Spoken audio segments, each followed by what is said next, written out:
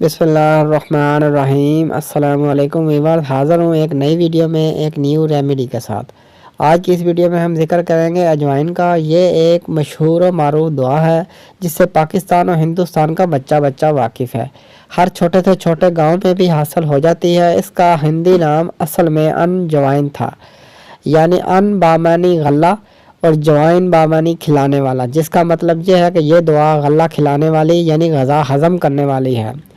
कसरत इस्तेमाल से पहला नून हज़फ करके अजवाइन बन गया और इसका फ़ारसी नाम नान ख्वा इसके हिंदी नाम का तर्जमा है, जिसके मानी रोटी मांगने वाली, यानी इससे भूख लगती है और रोटी की ख्वाहिश होती है। और ये एक पौधे का बीज होता है जिसकी बू और मज़ा तेज़ होते हैं, जिसमें थोड़ी सी तलखी भी पाई जाती है। इसकी अफजाइश हर साल मुल्क के हर गोशे में की जाती है और अक्सर खुदरो तौर पर वीरान जंगलों और पहाड़ों में इसका पौधा खुद ब खुद भी पैदा हो जाता है। इसके पत्ते धनिया के पत्तों से मुशाबियत रखते हैं। इन पत्तों में थोड़ी सी तेज़ी और तलखी होती है।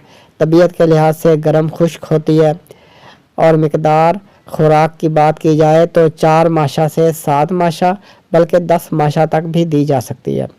तो वीवर्स, अब चलते हैं हम अपनी आज की रेमेडी की तरफ। हमें जिन चीज़ों की ज़रूरत है उनमें वो तमाम चीज़ें हमें पिंसार की दुकान से बासहूलत दस्तयाब होंगी। अजवाइन देसी 8 तोला, मिर्च स्याह 5 तोला, नमक देसी 8 तोला।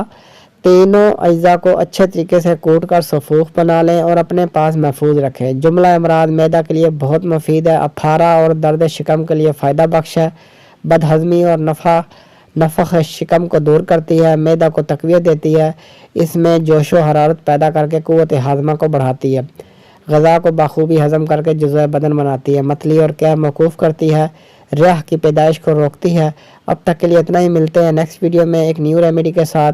वीडियो अच्छी लगे तो लाइक कीजिए, शेयर कीजिए और हमारे चैनल को सब्सक्राइब कर दीजिए और साथ लगे बेल आइकन को प्रेस कर दीजिए ताकि हर आने वाली वीडियो आप तक बर वक्त पहुँचती रहे। आपका बहुत बहुत शुक्रिया।